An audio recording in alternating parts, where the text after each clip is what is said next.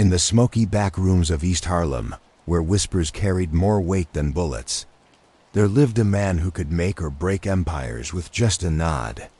Anthony "Fat Tony" Salerno wasn't just another gangster, he was the last of the old guard. A cigar-chomping kingpin who built an underworld empire worth billions, while the FBI could only prove he made $40,000 a year. But Fortune magazine had just declared him the most powerful crime boss in America, worth over $1 billion. Before we dive into the shadows of old New York, I'm curious, where in the world are you listening from tonight? Drop your city and the time in the comments below. Are you winding down for sleep, starting your morning, or maybe listening during a late-night drive? And if you're here for these deep, atmospheric crime stories that help you relax and escape into history, hit that subscribe button. We've got dozens more untold tales from the golden age of organized crime waiting for you. That little like button helps other night owls and history lovers find these stories too. This is the story of Anthony "Fat Tony" Salerno, the man who fooled the government for 40 years, built an invisible empire that touched every skyscraper in Manhattan, and controlled more money than some small countries, all while convincing the world he was just another poor old man from the neighborhood. Tonight, as the city sleeps, we're going to uncover how he did it and why it all came crashing down now. Let's begin in 1911 in the crowded apartment buildings of East Harlem. On August 15, 1911, as the summer heat pressed down on the crowded apartment buildings of East Harlem, Anna and Salvatore Salerno welcomed their son, Anthony, into a world that would shape him into one of the most powerful criminals in American history. The irony was not lost on those who knew the family. They had come to America seeking honest opportunities, yet their son would find his fortune in the shadows of the American dream. East Harlem in 1911 was a contradiction wrapped in poverty and ambition. The neighborhood, bounded roughly by 96th and 125th Streets and stretching from the East River to Fifth Avenue, was home to one of the largest Italian-American populations in New York City. Here, in buildings that housed sometimes 20 families where there should have been 5, the Salernos made their modest home alongside thousands of other Italian immigrants who had crossed the Atlantic with nothing but hope and determination. The young Anthony grew up in a world where the lines between legal and illegal were often blurred by necessity. His father, Salvatore, worked various jobs, sometimes in construction, sometimes at the docks, always struggling to provide for his family. His mother, Anna, took in washing and sewing to add to their small income. They were honest, hard-working people. But honesty and hard work didn't always put food on the table or keep the lights on in the cold New York winters. The apartment building where Anthony spent his early years was a 5-story walk-up on East 115th Street, not far from Pleasant Avenue, a street that would become famous for organized crime in the decades to come. The building was typical of its kind: narrow hallways that smelled of cooking oil and cleaning chemicals, thin walls that provided little privacy, and shared bathrooms that served multiple families. In the summer, the heat was unbearable. In the winter, families huddled around kitchen stoves for warmth. But East Harlem was more than just poverty and struggle. It was a community where Italian tradition survived and thrived, where respect for elders was extremely important, and where a man's word was his bond. Young Anthony learned these lessons early, watching the older men in the neighborhood conduct their business with handshakes and promises that were more binding than any legal contract. The neighborhood was also home to what locals politely called the life, the shadow economy that operated parallel to legitimate business. Numbers running, bookmaking, and various forms of what would today be called racketeering were simply facts of life in East Harlem. These weren't random acts of crime, they were organized, systematic businesses that provided services the community wanted and jobs for men who might otherwise have no work at all. As a child, Anthony was small for his age and soft-spoken, earning him the nickname that would stick for life, Though few would dare use it to his face in later years, Fat Tony wasn't fat as a child. The nickname came from his round face and what his mother called his healthy appetite. But there was nothing soft about his mind or his ability to observe and learn from everything around him. By the time he was 10 years old, Anthony had already learned to read the complicated social systems of his neighborhood. He knew which men commanded respect and why. He understood that money wasn't everything, that reputation, loyalty, and the ability to settle disputes peacefully were often more valuable than cash. He watched as neighborhood disputes were resolved not by police or courts, but by wise men who understood the community's unwritten rules. The Catholic Church played a central role in the Salerno family's life, as it did for most Italian families in East Harlem. Anthony served as an altar boy at Our Lady of Mount Carmel Church on East 115th Street, learning Latin prayers and developing the self-discipline that would serve him well in his chosen profession. The church was more than a place of worship. It was a community center where marriages were arranged, business deals were discussed, and the complex social fabric of the neighborhood was maintained. But perhaps the most important influence on young Anthony was his exposure to what would later be recognized as the early stirrings of organized crime in New York. East Harlem in the 1920s was home to several men who would become legendary figures in the history of American organized crime. These weren't the flashy, violent gangsters popularized by Hollywood movies. They were quiet, dignified men who dressed well, spoke softly, and commanded absolute respect in their community. One such figure was Giuseppe Joe the Boss Masseria, who lived not far from the Salerno family and who would later become one of the most powerful crime bosses in New York. Before his murder in 1931, Anthony would often see Masseria walking through the neighborhood, always perfectly dressed, always surrounded by men who hung on his every word. There was something about the way people reacted to Masseria's presence that fascinated the young Anthony, a mixture of fear and respect that seemed to grant the man invisible power. Another influential figure was Ciro Terranova, known as the Artichoke King for his control over the artichoke trade in New York City. Terranova had turned the simple business of importing and distributing vegetables into a sophisticated operation that generated enormous profits while appearing completely legitimate. Young Anthony observed how Terranova operated, how he used a combination of fair dealing, strategic partnerships, and implied threats to completely dominate his market. These early observations taught Anthony valuable lessons about the nature of power and control. Violence, he learned, was a tool of last resort, used by those who lacked imagination or patience. True power came from understanding what people needed and wanted, then positioning yourself as the person who could provide it or prevent others from providing it. The Prohibition era, which began when Anthony was just 8 years old, transformed East Harlem and neighborhoods like it across America. The ban on alcohol didn't eliminate the demand for it. It simply created new opportunities for those willing to work outside the law almost overnight. Men who had previously run small-time gambling operations found themselves in the liquor business, earning more money than they had ever imagined possible. Anthony watched as formerly modest apartments suddenly sprouted expensive furniture and well-dressed visitors. He saw men who had previously struggled to feed their families now wearing custom-tailored suits and driving expensive cars.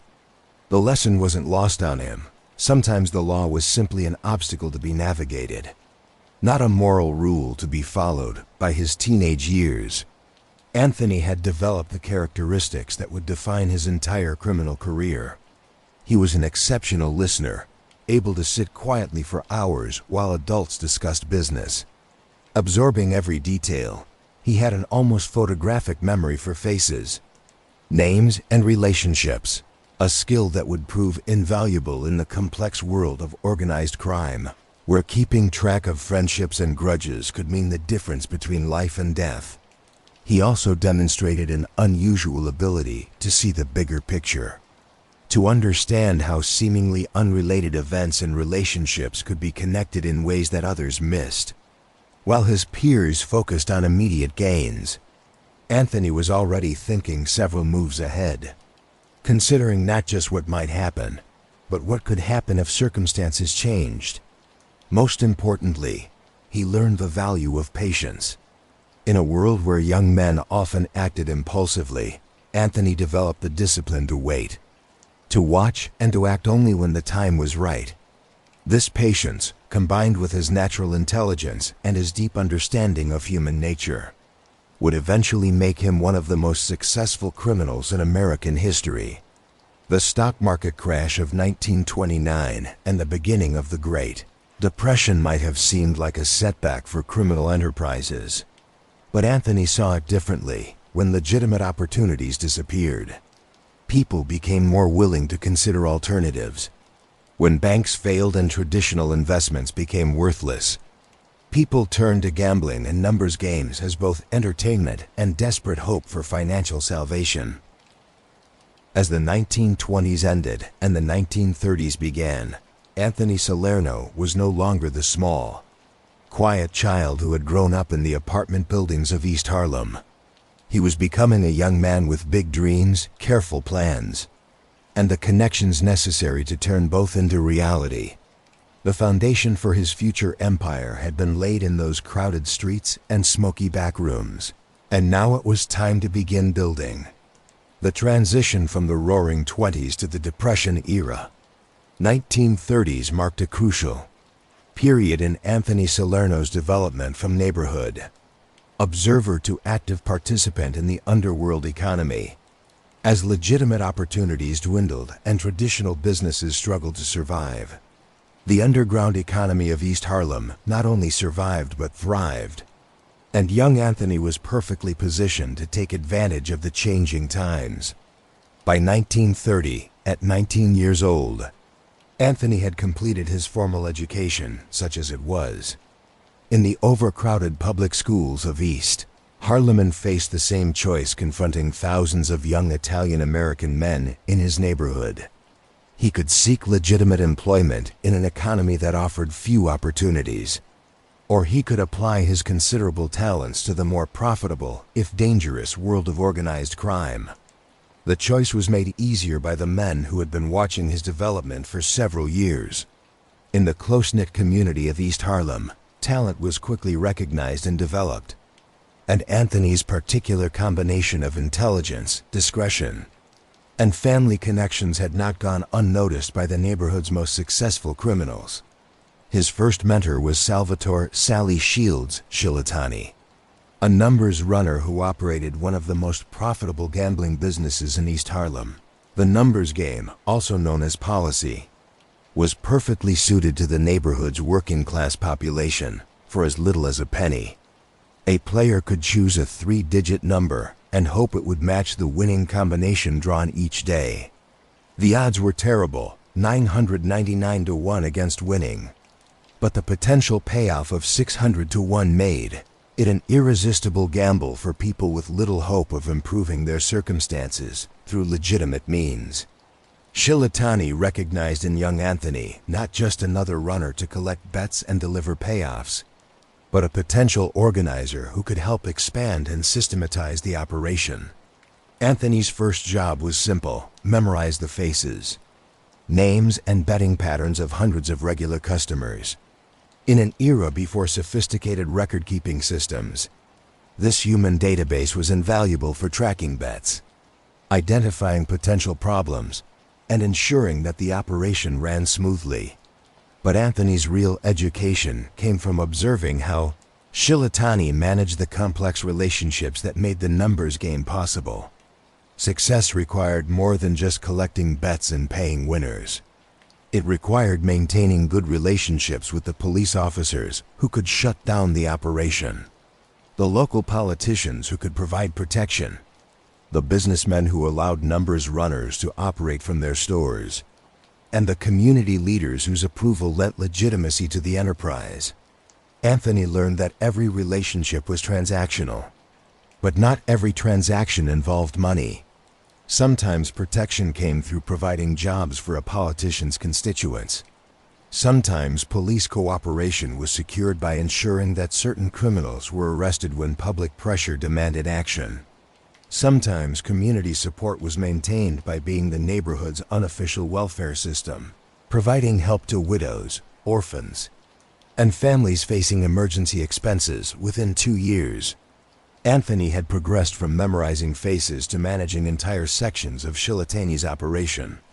He demonstrated an unusual ability to anticipate problems before they occurred and to devise solutions that satisfied all parties involved. When a rival operator tried to muscle in on their territory, Anthony negotiated a peaceful resolution that actually expanded both operations by identifying previously untapped markets. When police pressure threatened to shut down the game, Anthony developed a system of lookouts and alternate locations that kept the operation running while giving the appearance of compliance with law enforcement demands. By 1933, Anthony had caught the attention of men far more powerful than Salvatore Shilatani. One of these was Francesco Franchi Carbo Carbone, a ruthless enforcer who would later become known as the Minister of Boxing for his control over professional boxing matches. Carbo was impressed by Anthony's ability to resolve conflicts without resorting to violence, a skill that was becoming increasingly valuable as law enforcement attention to organized crime intensified. Carbo introduced Anthony to a wider circle of criminals who operated throughout New York City. These men were different from the neighborhood bookmakers and numbers runners Anthony had known. They thought bigger, operated across ethnic and geographic boundaries, and understood that the real money in crime came not from serving customers directly, but from controlling the systems that served customers. Through Carbo, Anthony met Joseph Joe Adonis Dotto, one of the most sophisticated criminals of his generation.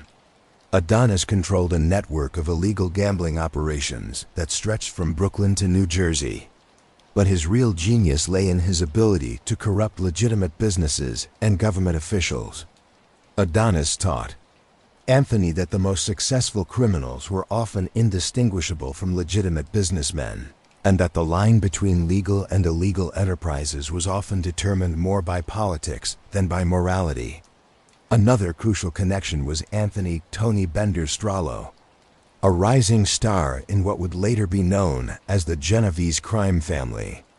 Strallo was a student of organizational structure and efficiency, constantly seeking ways to maximize profits while minimizing risks under Strallo's guidance.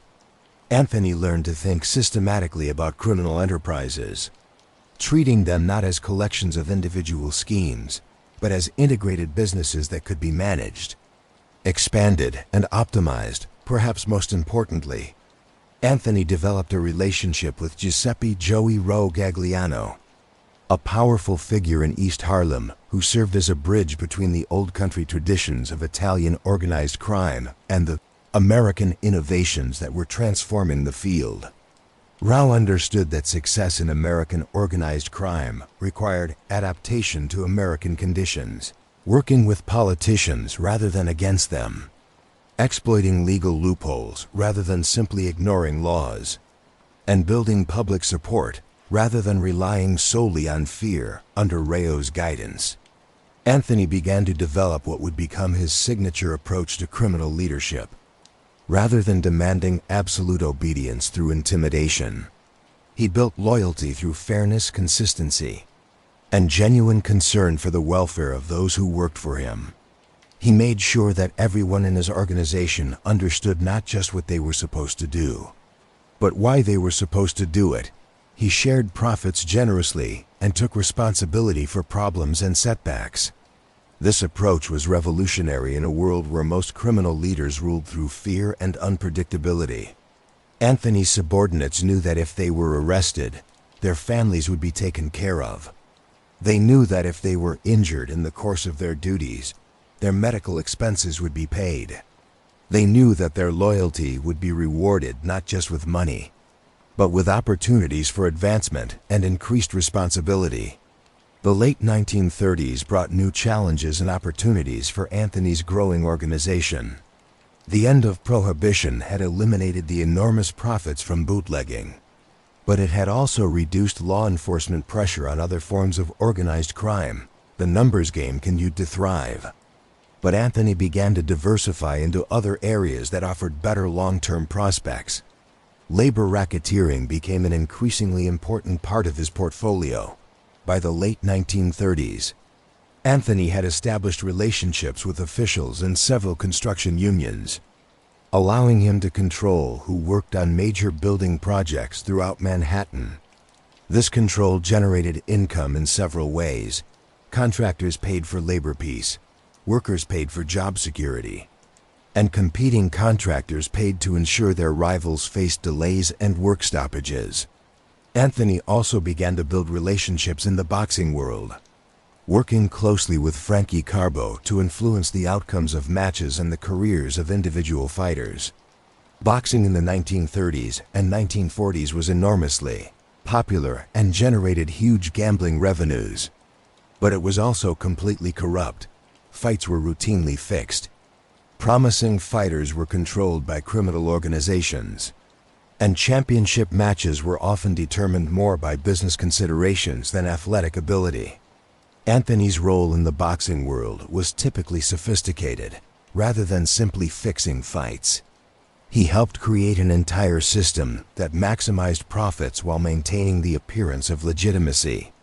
He arranged for promising fighters to be signed by managers he controlled, ensuring that their careers could be directed to serve his interests. He developed relationships with boxing commissioners and athletic officials, guaranteeing that regulatory oversight would be minimal and predictable. He even worked with sports writers and radio announcers, ensuring that public perception of fights and fighters aligned with his business needs. The 1940s brought World War II and another set of challenges and opportunities. Many of Anthony's younger associates were drafted or enlisted, disrupting established operations and creating openings for expansion. The war economy generated enormous profits in construction, shipping, and manufacturing, all industries where Anthony had developed influence. Perhaps most importantly, the war effort created opportunities for what would later be called patriotic corruption. Anthony's organization helped ensure that construction projects essential to the war effort were completed on time and within budget, even if this required going around normal bidding processes and labor regulations. They helped prevent work stoppages that could have disrupted military production, even if this required intimidating union leaders and stubborn workers. They helped ensure that military contractors had access to scarce materials and skilled workers, even if this required operating outside normal supply channels. This wartime collaboration with government officials and legitimate businesses provided Anthony with something more valuable than money: respectability. By the war's end, he had established relationships with politicians, businessmen, and even law enforcement officials who saw him not as a criminal, but as a problem solver who could get things done when normal channels failed. The late 1940s marked Anthony's full emergence as a major figure in New York's organized crime world. His organization now controlled significant gambling operations throughout East Harlem and had expanded into labor racketeering, loan sharking, and various forms of commercial extortion. More importantly, he had built a reputation as a leader who could be trusted to keep agreements, protect subordinates, and resolve conflicts peacefully. But perhaps Anthony's greatest achievement during this period was his development of what intelligence analysts would later call the Salerno method, a systematic approach to building and maintaining criminal enterprises that emphasized long-term stability over short-term profits. Unlike many of his contemporaries who focused on maximizing immediate income, Anthony invested heavily in relationships, infrastructure, and institutional development. He established what amounted to a pension system for retired criminals and the families of those who had been killed or imprisoned. He created a network of legitimate businesses that could provide cover and employment for his associates.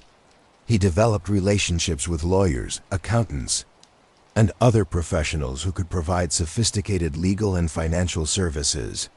He even established scholarship funds that allowed the children of his associates to attend college and enter legitimate professions. By 1950, as Anthony approached his 40th birthday, he had transformed himself from a neighborhood numbers runner into one of the most powerful and respected criminal leaders in New York City. But this was only the beginning of his rise to absolute power. The 1950s would bring new challenges, new opportunities, and new tests of the organizational structure he had spent 20 years building. The 1950s marked Anthony Salerno's transformation from a successful neighborhood crime boss into a major player in New York's organized crime hierarchy.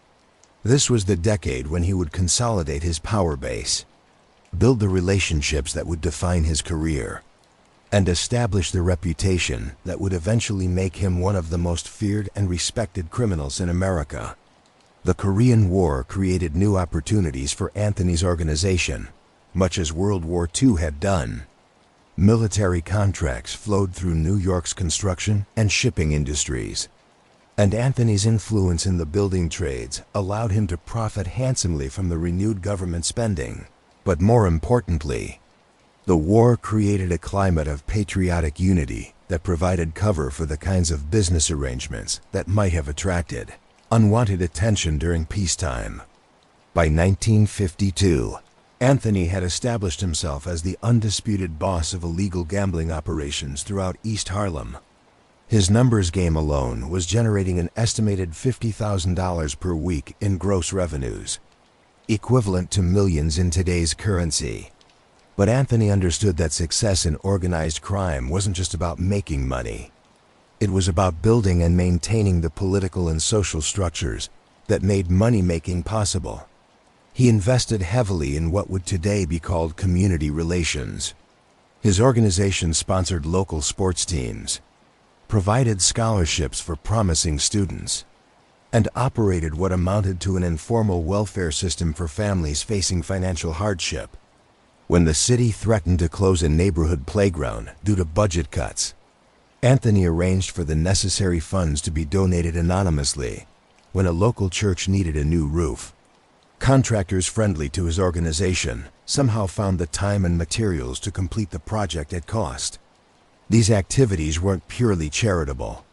They served important strategic purposes by building community support and demonstrating that Anthony's organization was more effective than legitimate government agencies at solving local problems. They also provided excellent cover for his criminal activities. Law enforcement officials were reluctant to move against a man who was widely seen as a neighborhood benefactor. The mid-1950s brought Anthony to the attention of Genovese, one of the most powerful crime bosses in New York, and the man who would eventually give his name to what became known as the Genovese crime family. Genovese was impressed by Anthony's reputation for reliability and his ability to generate substantial profits without attracting unwanted law enforcement attention. In 1957, Anthony was formally inducted into the Genovese family as a made member, a ceremony that recognized his status as a full partner in the organization rather than merely an associate.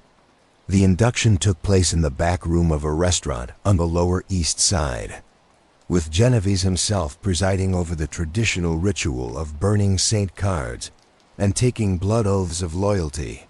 But even as he celebrated this recognition, Anthony was planning for a future that would extend far beyond the traditional boundaries of organized crime. He had studied the careers of successful legitimate businessmen and had concluded that the most successful criminals were those who most closely resembled their legal counterparts. This meant thinking strategically about market share, operational efficiency, and long-term growth rather than focusing solely on immediate profits. Throughout the late 1950s, Anthony systematically expanded his operations beyond gambling into areas that offered better long-term prospects. He developed extensive loan sharking operations that provided capital to small businesses throughout East Harlem and the Bronx. Unlike traditional loan sharks who relied primarily on intimidation to ensure repayment, Anthony's organization provided genuine value to customers by offering capital that was often unavailable through legitimate channels. His loan sharking operation was sophisticated and professional. Interest rates, while high, were clearly stated and consistently applied. Repayment schedules were realistic and took into account the seasonal changes that affected many small businesses. Most importantly, Anthony's organization provided business advice and connections that often helped borrowers succeed rather than simply trapping them in cycles of debt. This approach generated enormous customer loyalty and attracted borrowers who might otherwise have been able to secure legitimate financing. Restaurant owners, construction contractors, and small manufacturers found that Anthony's organization offered not just capital, but access to suppliers, customers, and skilled workers that could make the difference between success and failure. Labor racketeering became another major source of income and influence during this period. By the early 1960s, Anthony's organization had established relationships with officials in more than a dozen construction unions, giving them effective control over billions of dollars in construction projects throughout the New York metropolitan area. But Anthony's approach to labor racketeering was characteristically sophisticated. Rather than simply extorting money from contractors and union members, he created a system that actually benefited all parties involved. Contractors gained access to skilled workers and predictable labor costs. Union members received steady employment and protection from unfair treatment by employers. The unions themselves gained political influence and financial stability. The key to this system was Anthony's understanding that sustainable criminal enterprises must create value for all participants. By ensuring that contractors, workers, and union officials all benefited from his involvement, he created a network of supporters who had strong reasons to maintain the existing arrangements. The early 1960s also saw Anthony's entry into what would become one of his most profitable enterprises, the concrete industry. New York City was experiencing a massive construction boom, with new office buildings, apartment complexes, and infrastructure projects transforming the skyline. All of these projects required enormous quantities of concrete, and Anthony recognized an opportunity to control a critical material in the construction process.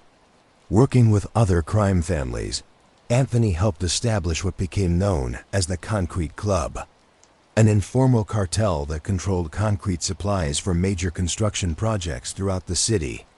The club's members allocated contracts among themselves, set prices at artificially high levels, and ensured that non-member companies were unable to compete effectively. The beauty of the concrete scheme was that it generated enormous profits while appearing completely legitimate. The companies involved were legally incorporated, properly licensed, and operated normal business facilities. The inflated prices were justified by claims about special expertise, superior quality, or unusual service capabilities. The allocation of contracts was explained as the result of competitive bidding processes, even though the outcomes were predetermined. Anthony's role in the Concrete Club was typically behind the scenes. He rarely appeared as an owner or officer of the companies involved, but his influence was felt throughout the industry. Contractors who attempted to use non-club suppliers found themselves facing mysterious delays, work stoppages, and quality problems. Union officials who questioned the arrangement discovered that their members were suddenly difficult to manage. Government inspectors who looked too closely at club operations found that their superiors were receiving complaints about their performance. By the mid-1960s, Anthony had established himself as one of the most powerful and influential criminals in New York. His organization generated millions of dollars in annual revenues from gambling, loan sharking, labor racketeering, and concrete contracting. More importantly, He had built a reputation as a leader who could be trusted to keep agreements, protect subordinates, and resolve conflicts without resorting to violence. This reputation was crucial in 1965 when Vito Genovese was sentenced to federal prison for drug trafficking. With the family's official boss imprisoned, day-to-day control passed to a series of acting bosses and underbosses, creating potential opportunities for ambitious subordinates to challenge the established hierarchy. Anthony could have used this period of uncertainty to advance his own position within the family. But instead he chose to serve as a stabilizing force. He mediated disputes between rival factions, ensured that the family's various enterprises continued to operate smoothly, and maintained the relationships with other crime families that were essential to the organization's continued prosperity. This loyalty was rewarded in 1969 when Vincent the Chin Gigante assumed effective control of the Genovese family. Gigante had worked closely with Anthony for several years and understood the value of his organizational abilities and political connections. He appointed Anthony as his underboss, the second-ranking position in the family hierarchy, and gave him broad authority to manage the family's day-to-day operations. The appointment made Anthony one of the most powerful criminals in America. The Genovese family was arguably the strongest and most sophisticated of New York's 5 mafia families, with interests that extended far beyond traditional racketeering into legitimate businesses, labor unions, and political organizations. As underboss, Anthony would have influence over hundreds of criminal enterprises and thousands of individuals throughout the New York metropolitan area. But even as he celebrated this achievement, Anthony was planning for an even more ambitious future. He had studied the careers of previous crime bosses and had concluded that the most successful were those who maintained the lowest profiles while exercising the greatest influence. He began developing what would become known as the front boss strategy, appearing to step back from active leadership while actually increasing his control over the family's operations. The late 1960s also saw Anthony begin to cultivate relationships outside the traditional organized crime world. He developed friendships with legitimate businessmen, political figures, and even law enforcement officials who saw him as a reasonable man who could be trusted to keep his word. These relationships would prove invaluable in the coming decades as law enforcement pressure on organized crime intensified. By 1970, as Anthony approached his 60th birthday, he had achieved everything that most criminals could dream of. He controlled a criminal empire that generated tens of millions of dollars annually. He commanded the respect and loyalty of hundreds of associates and thousands of other criminals throughout the country. He lived in comfortable circumstances while maintaining the public appearance of a modest retiree. But Anthony's greatest achievements still lay ahead. The 1970s would bring new challenges and opportunities that would test everything he had learned about leadership, organization, and survival in the dangerous world of organized crime. They would also bring him to the peak of criminal power and eventually to his downfall. The 1970s opened with Anthony Salerno occupying a unique position in the hierarchy of American organized crime. As underboss of the Genovese family, he was officially the second-ranking member of one of the most powerful criminal organizations in the world. But Anthony had grander ambitions than simply serving as someone else's lieutenant, and he had developed a sophisticated strategy for achieving them. The key to Anthony's approach was his understanding that in the modern era of organized crime, visibility was a liability. The old-style crime bosses who courted media attention and showed off their wealth had become easy targets for law enforcement agencies that were becoming increasingly sophisticated and aggressive. Anthony realized that the most powerful criminals would be those who exercised influence without appearing to do so. Throughout the early 1970s, Anthony began implementing what would later be called his front boss strategy. He gradually reduced his visible participation in family meetings and public ceremonies while increasing his behind-the-scenes influence over family decisions. He stopped appearing at the social clubs and restaurants where family members traditionally gathered, conducting his business instead through a series of intermediaries and trusted lieutenants. At the same time, he began cultivating an image as a semi-retired neighborhood figure who spent his days playing cards and bocce ball with other elderly Italian Americans. He dressed modestly, drove an aging Cadillac, and lived in the same East Harlem apartment where he had spent most of his adult life. To casual observers, he appeared to be exactly what he claimed to be, a former numbers runner who was living comfortably on his Social Security benefits and a modest pension. This appearance was carefully constructed and meticulously maintained. Anthony understood that modern law enforcement relied heavily on surveillance and financial analysis to build cases against organized crime figures. By maintaining the appearance of poverty while actually controlling vast criminal enterprises, he hoped to avoid the kind of scrutiny that had brought down many of his contemporaries. The strategy required tremendous discipline and attention to detail.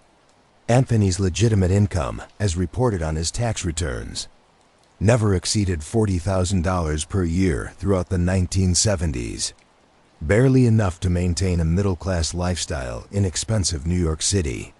Yet he somehow managed to live very well, owning expensive cars, always registered in other names, dining at the finest restaurants, always as someone else's guest, and traveling extensively, always on business for associates who picked up the expenses. The early 1970s also saw Anthony begin to diversify his criminal portfolio beyond traditional racketeering into areas that offered better long-term prospects. He recognized that the American economy was becoming increasingly service-oriented and that the most profitable criminal enterprises would be those that exploited weaknesses in legitimate business sectors rather than competing with them. One area of particular interest was the waste disposal industry, which was experiencing rapid growth as environmental regulations created new requirements for proper handling of industrial and commercial waste. Anthony's organization moved aggressively into this sector, establishing a network of waste hauling and disposal companies that controlled garbage collection throughout much of New York City and northern New Jersey. The waste disposal business was ideally suited to Anthony's organizational methods. It required minimal capital investment, but generated steady, predictable revenues. It provided excellent opportunities for labor racketeering, since the industry relied heavily on unionized drivers and equipment operators. Most importantly, it was difficult for outsiders to challenge, since waste disposal routes were typically awarded through long-term exclusive contracts that were difficult to break. Anthony's approach to the waste disposal business was characteristically sophisticated, rather than simply intimidating competitors and extorting customers. His organization provided genuine value by offering reliable service at competitive prices. They invested in modern equipment, maintained high safety standards, and developed innovative disposal methods that helped customers comply with increasingly complex environmental regulations. This approach generated enormous customer loyalty and made it difficult for law enforcement agencies to distinguish between legitimate business activities and criminal enterprises. Anthony's waste disposal companies employed hundreds of workers, paid substantial taxes, and maintained excellent relationships with their customers and regulatory agencies. The mid-1970s brought new opportunities in the construction industry as New York City embarked on an ambitious program of infrastructure renovation and expansion. The construction of new subway lines, bridges, and public buildings created billions of dollars in government contracts, and Anthony's organization was perfectly positioned to profit from this spending. The concrete club that Anthony had helped establish in the 1960s had evolved by the 1970s into a sophisticated cartel that controlled virtually all major concrete work in the New York metropolitan area. The club's members had divided the market among themselves, with each company specializing in particular types of projects or geographic areas. Prices were set through informal agreements rather than competitive bidding, ensuring substantial profit margins for all participants. Anthony's role in the concrete business extended far beyond simple price fixing. His organization provided labor relations services, ensuring that construction projects proceeded without costly strikes or work slowdowns. They facilitated permit approvals and regulatory compliance, using their political connections to speed up bureaucratic processes that might otherwise delay projects for months or years. They even provided financing for smaller contractors who lacked the capital necessary to undertake major projects. By the late 1970s, Anthony's concrete operations were generating an estimated $100 million annually in revenues. More importantly, they provided him with enormous influence over the physical development of New York City. Major construction projects required his approval, either explicit or implicit. Architects and engineers sought his input on project designs. Even government officials found it useful to consult with him about the feasibility and cost of proposed construction projects. The 1970s also saw Anthony's emergence as a major figure in professional boxing. Working closely with his longtime associate Frankie Carbo, he controlled virtually every aspect of the sport. Their organization managed promising fighters, promoted championship matches, and influenced the decisions of boxing commissioners and athletic officials throughout the country. Boxing in the 1970s was enormously popular and generated huge revenues from television contracts, ticket sales, and gambling, but it was also completely corrupt, with fight outcomes routinely predetermined and championship matches awarded based on business considerations rather than athletic merit. Anthony's organization played a central role in this system, controlling not just individual fights, but the entire structure of professional boxing. Their influence extended from the gym level, where promising amateurs were recruited and developed, to the championship level, where title fights were arranged to maximize profits for all involved parties. They controlled managers who guided fighters' careers, promoters who arranged matches, and even television executives who determined which fights would be broadcast to national audiences. Anthony's approach to boxing was typically long-term and strategic, rather than simply fixing individual fights for immediate gambling profits. His organization worked to build and maintain public interest in boxing as entertainment. They ensured that fights were competitive enough to be exciting even when outcomes were predetermined. They created compelling stories around individual fighters and rivalries that captured public imagination. They even worked with sports writers and broadcasters to shape media coverage in ways that enhanced the sport's popularity. The late 1970s brought Anthony to the peak of his criminal career. His various enterprises were generating an estimated $200 million annually in revenues, making him one of the wealthiest criminals in American history. More importantly, his influence extended far beyond traditional organized crime into legitimate business, politics, and even popular culture. By 1978, Anthony had achieved something that few criminals in American history had managed. He had become both enormously wealthy and virtually untouchable by law enforcement. His carefully constructed appearance as a modest retiree had protected him from the kind of intensive investigation that had brought down many of his contemporaries. His diversified criminal portfolio ensured that the loss of any single enterprise wouldn't threaten his overall position. His extensive political and business connections provided multiple layers of protection against law enforcement pressure. But perhaps most importantly, Anthony had achieved something even rarer: genuine respect from both the criminal underworld and the legitimate establishment. Other crime bosses sought his advice and approval for major decisions. Legitimate businessmen valued his ability to resolve disputes and facilitate complex transactions. Even law enforcement officials, while they suspected his true role, acknowledged his reputation for keeping his word and avoiding unnecessary violence. The late 1970s also saw Anthony began planning for what he assumed would be his eventual retirement from active criminal leadership. He had watched too many of his contemporaries make the mistake of staying too long in positions of power, eventually falling victim to younger, more ambitious rivals or increasingly sophisticated law enforcement techniques. Anthony's retirement planning was characteristically thorough and strategic. He began identifying and grooming potential successors who could maintain his organization's operations while protecting his interests.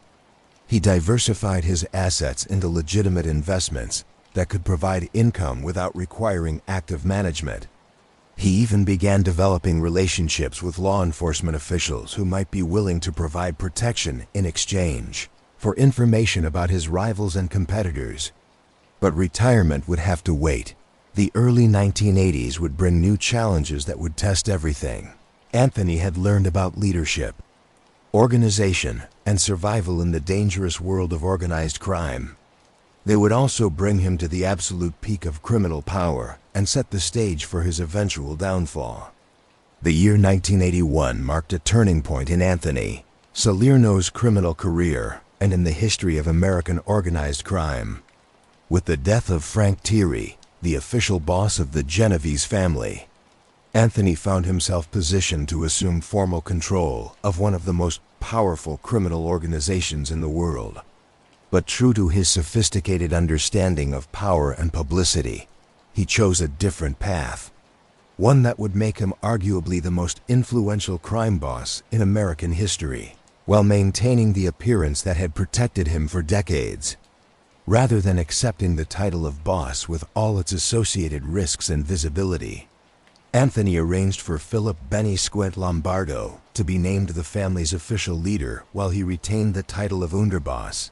To outside observers, this appeared to be a step backward in Anthony's career progression. In reality, it was a masterstroke that allowed him to exercise all the power of leadership while avoiding most of its dangers. Vincent "the Chin" Gigante, who had been serving as the family's street boss, enthusiastically supported this arrangement. Gigante understood that Anthony's experience, connections, and reputation made him the obvious choice to lead the family. But he also appreciated the protection that Anthony's low-profile strategy provided for all of them. Together, they developed what became known as the Phantom Boss structure, with Lombardo serving as a figurehead while Anthony made the real decisions from behind the scenes. The arrangement worked perfectly for Anthony's purposes. As underboss, he could attend meetings with other crime families and participate in the decision-making processes that governed organized crime throughout the country. But he wasn't the primary target of law enforcement investigations, which focused on the nominal heads of criminal organizations rather than their operational leaders. The early 1980s saw Anthony's influence extend far beyond the Genovese family into the broader world of organized crime. He became a senior member of the Commission, the informal governing body that coordinated activities among New York's 5 mafia families. The Commission had been established in the 1930s by Lucky Luciano as a way to resolve disputes between families and prevent the kind of warfare that had characterized organized crime in earlier decades. By the 1980s, the Commission had evolved into something resembling a board of directors for organized crime, making decisions about territorial boundaries, resolving conflicts between families, and establishing policies that affected thousands of criminals throughout the country. Anthony's reputation for wisdom, fairness, and strategic thinking made him one of the most influential Commission members, often serving as a mediator when other bosses couldn't reach agreements. His role on the Commission gave Anthony unprecedented insight into the operations of other crime families and the overall state of organized crime in America. He learned about new criminal enterprises that were emerging in different parts of the country, identified opportunities for cooperation and expansion, and helped establish standards and practices that increased efficiency and reduced conflicts throughout the criminal underworld. One of Anthony's most significant contributions to the Commission was his development of what became known as the Salerno Doctrine, a set of principles for managing criminal enterprises that emphasized long-term stability over short-term profits.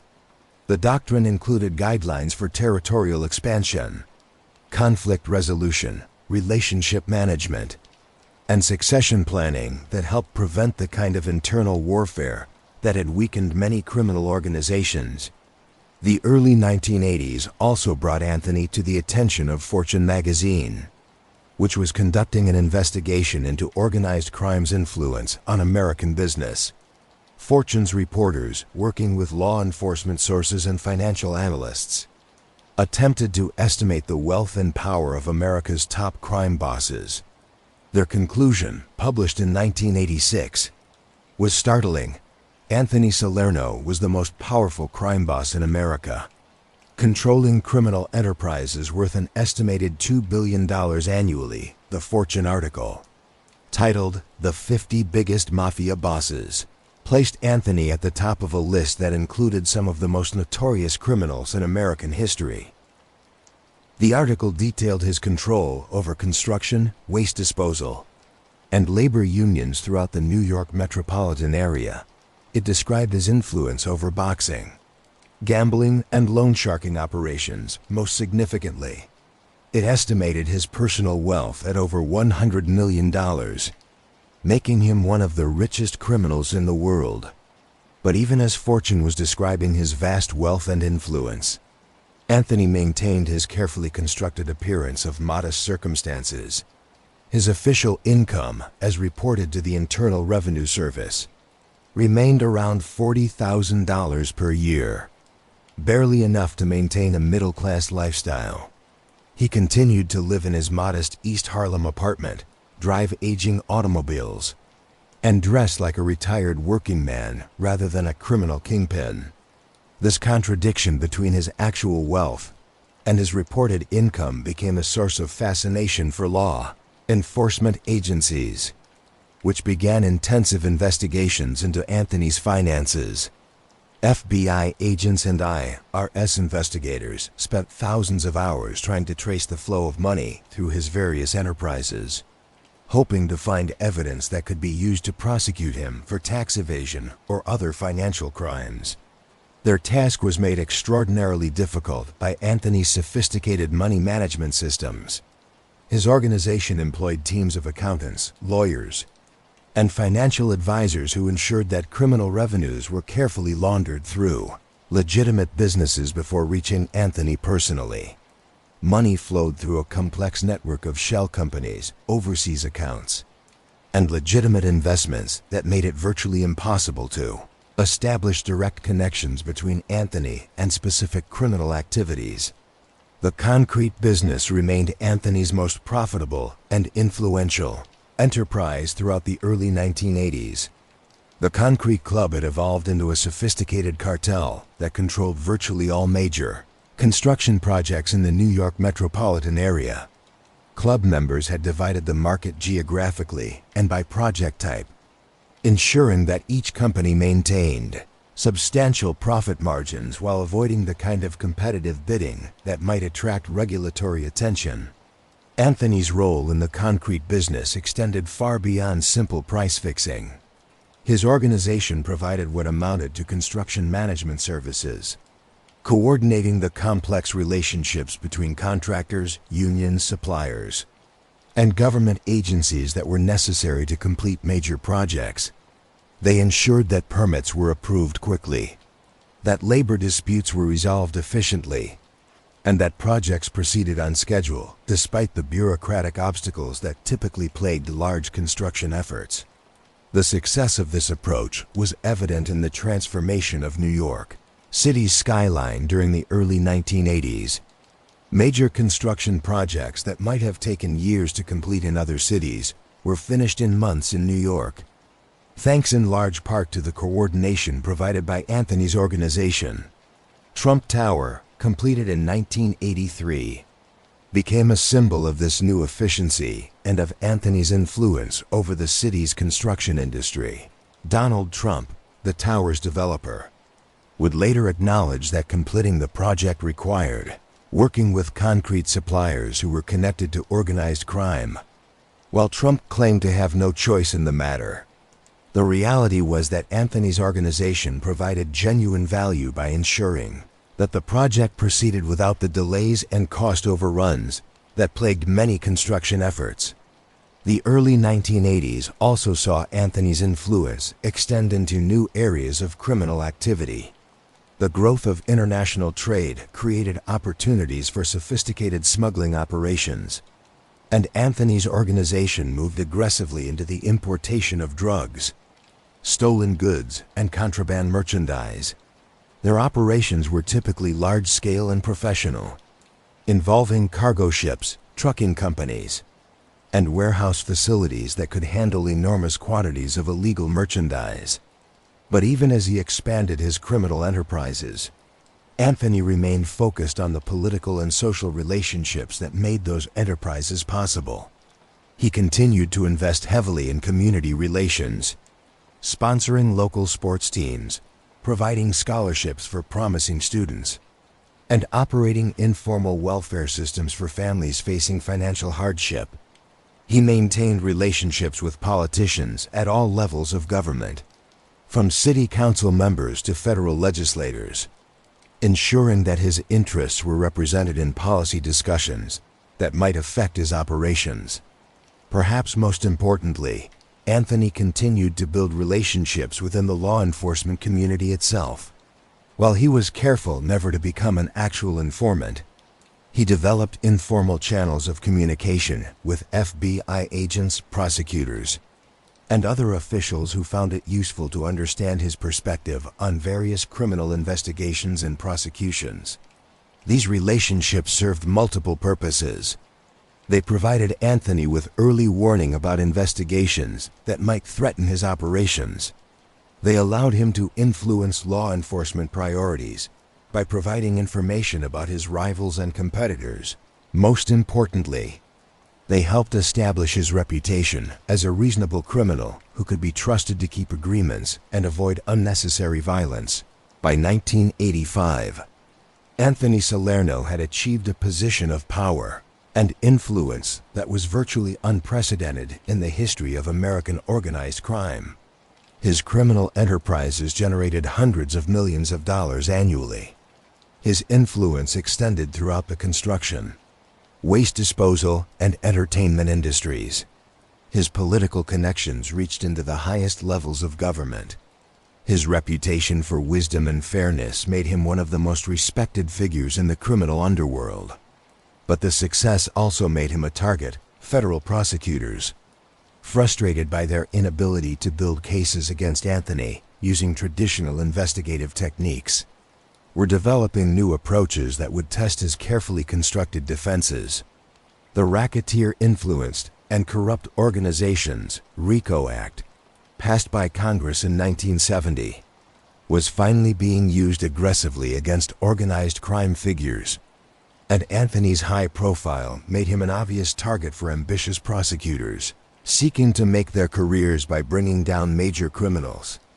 The stage was being set for the final act of Anthony Salerno's criminal career, a dramatic confrontation with the federal justice system that would test everything he had learned about power, loyalty, and survival in the dangerous world of organized crime. The year 1985 began with Anthony Salerno at the absolute peak of his criminal career. Fortune magazine had recently named him America's most powerful crime boss, and his influence over construction, labor unions, and organized crime throughout the New York metropolitan area was at its peak.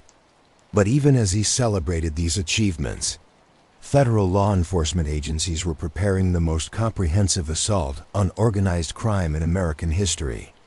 An assault that would ultimately bring down not just Anthony, but the entire leadership structure of New York's mafia families. The investigation that would destroy Anthony's empire had its origins in the late 1970s when the Federal Bureau of Investigation began developing new techniques for breaking into organized crime organizations, traditional investigative methods, relying on informants' financial records, and witness testimony had proven inadequate against sophisticated criminals who maintained strict codes of silence and used complex business structures to hide their activities. The breakthrough came with the development of sophisticated electronic surveillance technology. FBI agents, working with court-approved wiretaps and listening devices, began recording thousands of hours of conversations between crime family members. These recordings provided unprecedented insight into the structure, operations, and decision-making processes of organized crime families. The key innovation was the FBI's decision to focus on the leadership of organized crime families rather than individual criminal enterprises. Previous investigations had targeted specific activities, gambling operations, loan sharking rings, or labor racketeering schemes, allowing family leaders to simply replace arrested subordinates and continue their operations. The new approach sought to destroy entire organizations by removing their leadership and disrupting their communication and coordination systems.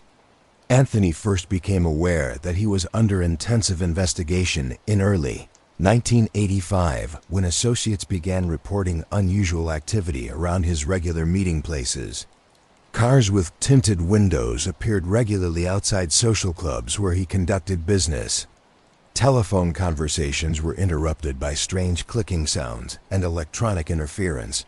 Most ominously, several of his longtime associates reported being approached by FBI agents who seemed to know intimate details about family operations and relationships.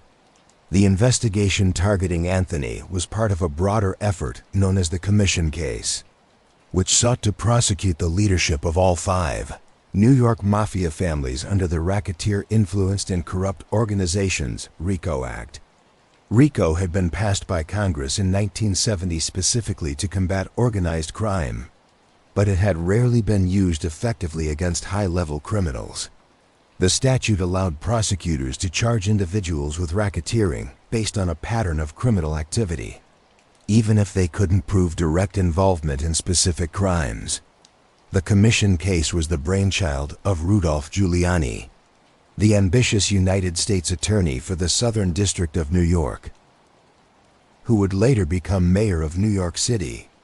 Giuliani understood that traditional prosecution methods were inadequate against sophisticated criminal organizations that operated through intermediaries and maintained strict separation between leadership and operational activities.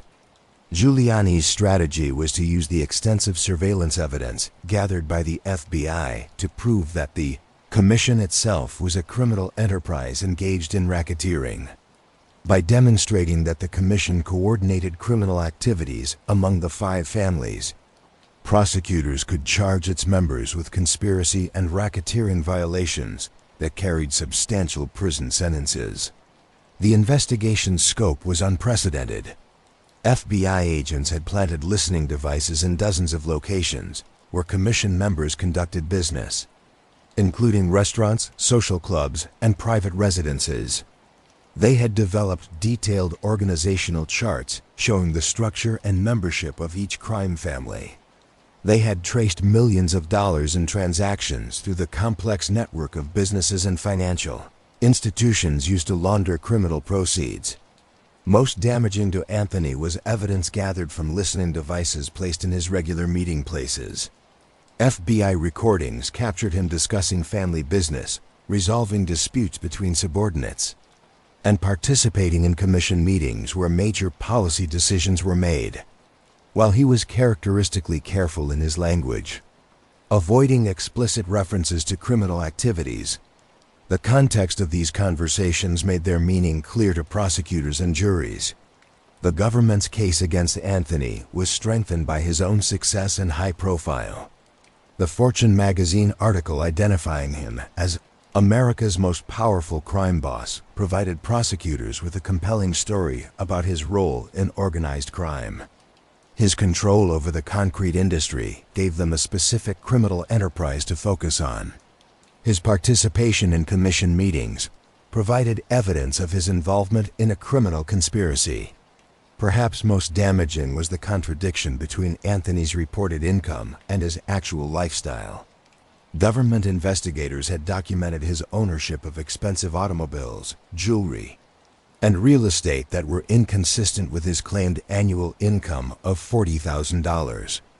While Anthony had been careful to avoid direct ownership of these assets, investigators were able to establish his control over them through family members and associates. The government's investigation also benefited from the cooperation of several former organized crime members who had decided to testify against their former associates. While Anthony had been careful to maintain loyalty among his immediate subordinates, the broader world of organized crime included individuals who were willing to provide information to law enforcement in exchange for reduced sentences or protection from retaliation. One particularly damaging witness was Joseph "Joe" Cargo Velati, a former Genovese family member who had been cooperating with law enforcement since the early 1960s. While Velati had never worked directly for Anthony, his testimony provided prosecutors with detailed information about the structure and operations of the Genovese family that supported evidence gathered through surveillance. Another significant cooperation came from members of other crime families who had been arrested in related investigations. These individuals provided information about commission meetings and decisions that helped prosecutors establish the scope and nature of the criminal conspiracy they were attempting to prove. As the government's investigation intensified throughout 1985, Anthony faced increasingly difficult decisions about how to respond. His lawyers advised him that the government's case was strong and that he should consider negotiating a plea agreement that might result in a reduced sentence. But Anthony understood that any cooperation with law enforcement would destroy his reputation and potentially endanger his family and associates. Instead, he chose to fight the charges while taking steps to protect his organization and assets. He began transferring control of various criminal enterprises to trusted subordinates, ensuring that his arrest wouldn't disrupt their operations. He moved assets into accounts and properties that would be difficult for government investigators to locate or seize. Most importantly, he began preparing his family and organization for his potential absence. The psychological pressure of the investigation took a significant toll on Anthony, who was now in his mid-70s and suffering from various health problems. The constant surveillance and legal uncertainty created stress that affected his ability to manage his organization effectively. Associates reported that he seemed tired and less engaged in day-to-day decision-making, though he remained sharp and focused when discussing major strategic issues. The investigation also had broader implications for organized crime throughout the New York area. Other crime family leaders, recognizing that they were likely targets of similar investigations, began taking defensive measures that disrupted normal criminal operations. Communications between families became more difficult and less frequent. Major criminal enterprises were scaled back or suspended entirely. The entire structure of organized crime began to adapt to the new law enforcement environment. By late 1985, it was clear that indictments were coming.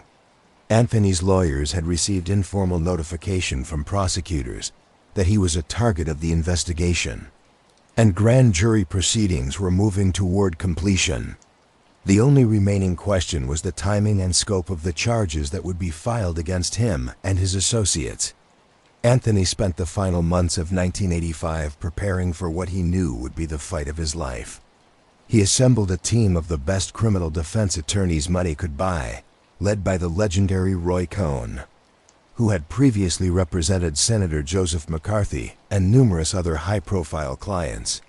He arranged for his family's financial security, ensuring that they would be provided for regardless of the outcome of his legal proceedings. Most importantly, he prepared himself psychologically for the possibility that he might spend the rest of his life in federal prison. The indictments, when they finally came in February 1986, exceeded even the worst expectations of Anthony and his associates. The government charged him and 8 other organized crime leaders with operating a criminal enterprise through a pattern of racketeering activities that included murder, conspiracy, extortion, and illegal gambling. The charges carried potential sentences of up to life imprisonment, and the government made it clear that they were seeking the maximum penalties allowed under law. The Commission case, as it became known in the media, was front-page news throughout the country. The prosecution of Anthony Salerno and his co-defendants was portrayed as a historic confrontation between law enforcement and organized crime, with the future of the American Mafia hanging in the balance for Anthony, who had spent decades avoiding publicity and maintaining a low profile. The intense media attention was perhaps as difficult to endure as the legal proceedings themselves. But even as he faced the most serious crisis of his criminal career, Anthony remained characteristically calm and strategic in his approach. He understood that the government's case, while strong, was not necessarily impossible to overcome. With skilled legal representation and careful strategy, it might be possible to create reasonable doubt about his role in the alleged criminal enterprise, at minimum. He hoped to avoid the life sentence that prosecutors were seeking and negotiate a resolution that would allow him to spend his final years with some dignity and comfort. The stage was now set for the trial that would determine not just Anthony Salerno's fate, but the future of organized crime in America. The trial of Anthony "Fat Tony" Salerno and 8 co-defendants began on September 8, 1986. In the federal courthouse in Lower Manhattan, Judge Richard Owen presided over what would become one of the most significant organized crime prosecutions in American history. A case that would ultimately reshape the landscape of the American Mafia and demonstrate the power of the federal government's new approach to combating sophisticated criminal organizations. The prosecution team, led by Assistant U.S. Attorneys Michael Chertoff and John Savarese under the supervision of Rudolph Giuliani, had spent more than 2 years preparing their case. They possessed thousands of hours of surveillance recordings, extensive financial records, and testimony from numerous cooperating witnesses. Their goal was not simply to convict Anthony and his co-defendants of specific crimes, but to prove that the Mafia Commission itself was a criminal enterprise engaged in a continuing pattern of racketeering activities. The defendants represented the leadership of 4 of New York's 5 Mafia families. Alongside Anthony were Carmine Jr., Persico, boss of the Colombo family; Anthony "Tony Dux" Carallo, boss of the Lucchese family; and several underbosses and consiglieri from various families. The government portrayed these men as the board of directors of organized crime, making decisions that affected thousands of criminals and legitimate businesses throughout the New York metropolitan area. Anthony's defense team, led by the flamboyant Roy Cohn, faced an extraordinarily difficult challenge. The government's evidence was extensive and damaging, including recordings of Anthony discussing family business and participating in commission meetings. More problematically, Anthony's high profile and reputation as a powerful crime boss made it difficult to argue that he was merely a minor figure who had been swept up in a broader investigation. Cohn's strategy was to challenge the government's interpretation of the evidence, while portraying Anthony as an elderly man whose involvement in any criminal activities was minimal and declining. He argued that the surveillance recordings captured nothing more than the conversations of old friends, discussing neighborhood gossip and reminiscing about the past. He characterized the government's case as an attempt to make association and conversation into crimes rather than proven actual criminal conduct. The prosecution's opening statement, delivered by Michael Chertoff, painted a dramatically different picture. Chertoff described the commission as the board of directors of organized crime, with Anthony serving as one of its most powerful and influential members. He promised to present evidence showing that the defendants had used violence, intimidation, and corruption to control vast criminal enterprises worth hundreds of millions of dollars. The heart of the government's case was the extensive surveillance evidence gathered by the FBI over several years. Prosecutors played dozens of recordings for the jury, including conversations where Anthony discussed the allocation of construction contracts, the resolution of disputes between crime families, and the enforcement of commission decisions. While Anthony was characteristically careful in his language, the context of these conversations made their criminal nature apparent to jurors. One particularly damaging recording captured Anthony discussing the concrete business with associates, explaining how contracts were allocated among commission-approved companies and how competitors were excluded from major projects. In another recording, he could be heard discussing the resolution of a territorial dispute between crime families, demonstrating his role in the commission's governing functions. The government also presented extensive evidence about Anthony's control over labor unions and his influence in the construction industry. Witnesses testified about how construction companies were required to use commission-approved concrete suppliers for major projects, often at inflated prices that reflected the criminal tax imposed by organized crime. Union officials described how Anthony and his associates controlled job assignments and labor negotiations, ensuring that their interests were protected in all construction activities. Financial evidence was perhaps the most compelling aspect of the government's case. Prosecutors demonstrated that Anthony lived far beyond his reported income, owning expensive automobiles and real estate that were inconsistent with his claimed annual earnings of $40,000. While much of this property was owned by family members or associates, investigators had traced the funds used to purchase these assets back to Anthony's criminal enterprises. The government also presented evidence about Anthony's role in the notorious Concrete Club, a cartel that controlled concrete supplies for major construction projects throughout New York City. Prosecutors showed that club members had divided the market among themselves, setting artificially high prices and excluding competitors through intimidation and violence. They estimated that this conspiracy had cost consumers hundreds of millions of dollars over several years. Cooperating witnesses provided crucial testimony about the inner workings of organized crime families and the commission itself. Former crime family members described the structure and operations of these organizations, explaining how decisions were made and enforced. They testified about specific criminal activities they had witnessed or participated in, often providing context that helped jurors understand the significance of the surveillance recordings. One of the most dramatic moments in the trial came when prosecutors played a recording of a commission meeting where the defendants discussed the assassination of a rival crime boss. While no specific plans were made during the recorded conversation, the casual way in which the defendants discussed violence demonstrated the ruthless nature of their organizations and the power they wielded over life and death. Anthony's defense team fought vigorously to exclude or minimize the impact of the government's evidence. They challenged the legality of the surveillance operations, arguing that some recordings had been obtained without proper warrants or judicial oversight. They attacked the credibility of cooperating witnesses, highlighting their criminal backgrounds and the benefits they had received in exchange for their testimony. Roy Cohn, despite being seriously ill with AIDS, though this was not publicly known at the time, delivered passionate arguments on Anthony's behalf.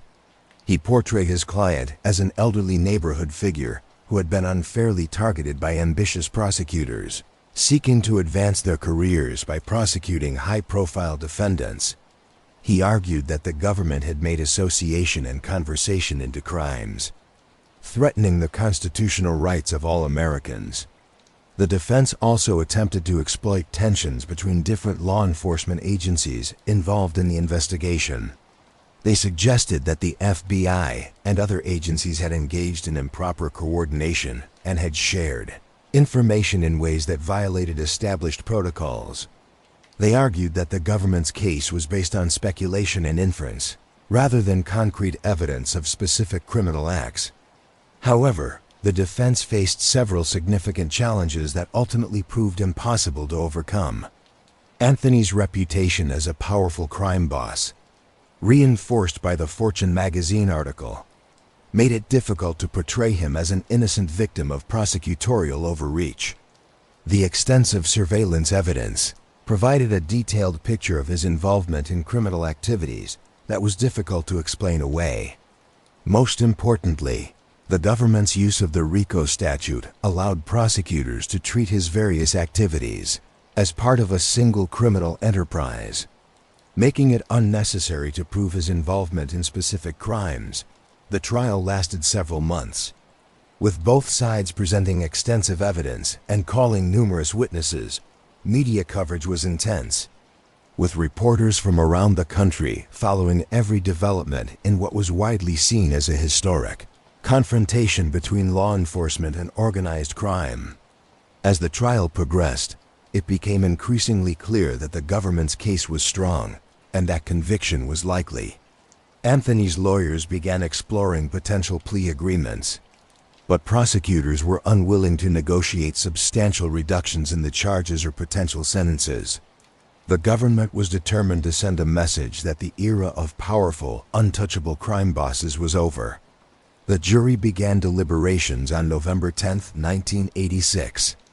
After receiving lengthy instructions from Judge Owen about the complex legal issues involved in the case, the deliberations lasted several days, during which the defendants and their families waited anxiously for a verdict that would determine their fates.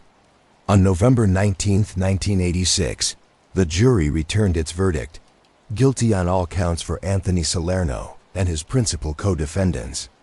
The courtroom was silent as the foreman read the verdicts, finding the defendants guilty of racketeering, conspiracy, and multiple acts of criminal conduct. For Anthony, who had spent decades avoiding conviction despite extensive criminal activity, the verdict represented a crushing defeat that would end his criminal career and his freedom. The conviction made front-page news throughout the country, with headlines proclaiming the end of the Mafia Commission and the beginning of a new era in law enforcement's fight against organized crime. Editorial writers praised the prosecution as a victory for justice and the rule of law, while defense attorneys and civil libertarians worried about the implications of prosecuting individuals for association and conversation rather than specific criminal acts.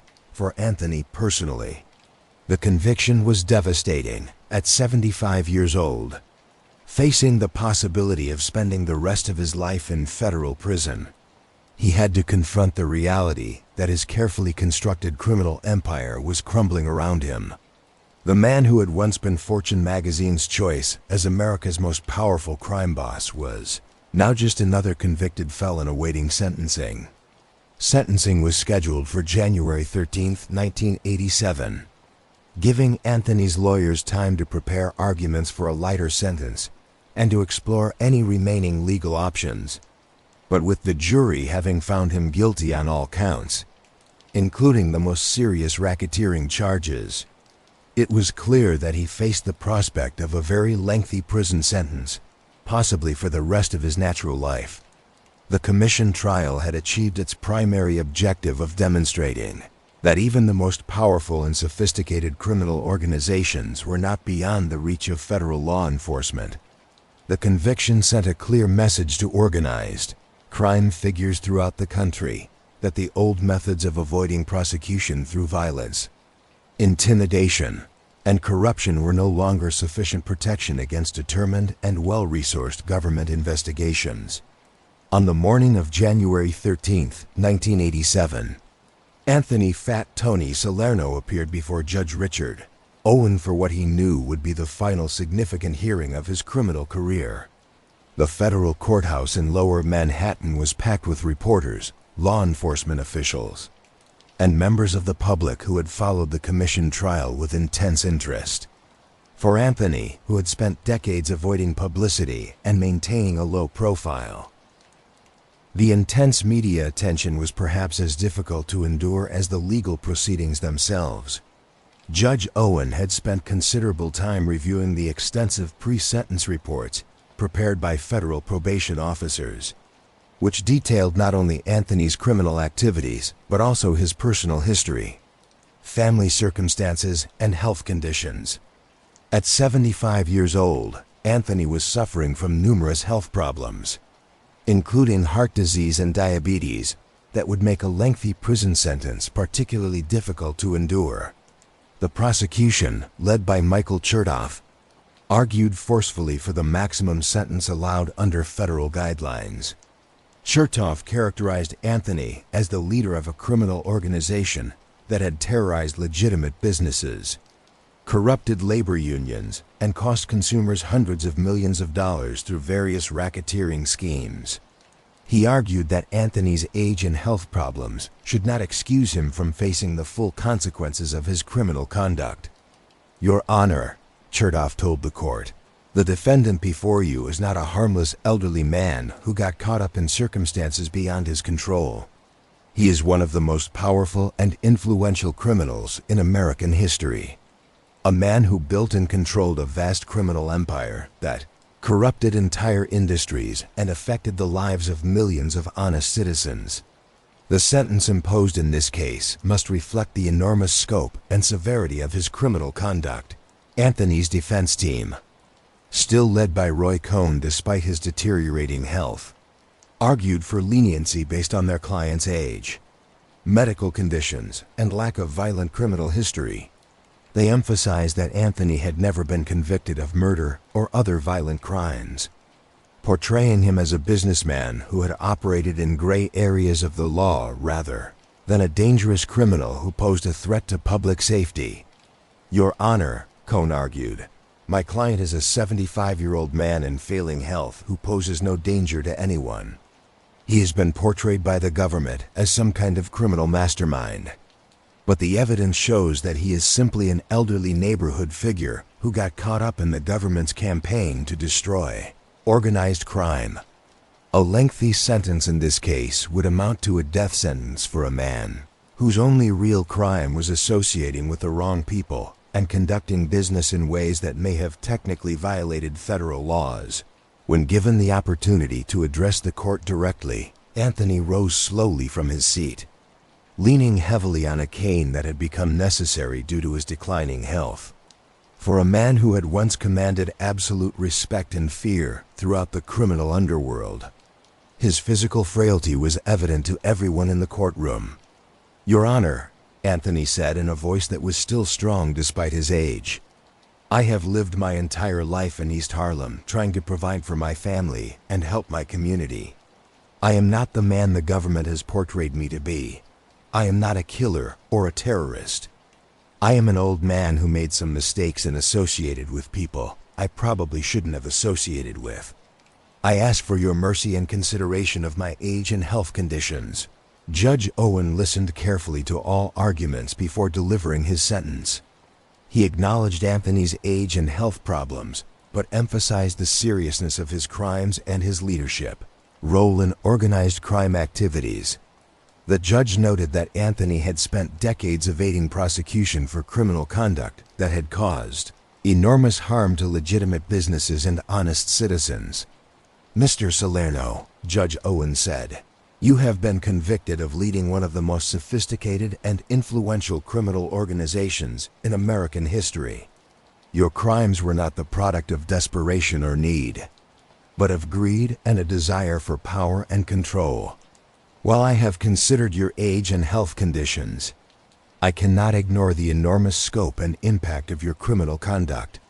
The sentence of this court must reflect the seriousness of your crimes and serve as a warning to others who might be tempted to follow in your footsteps."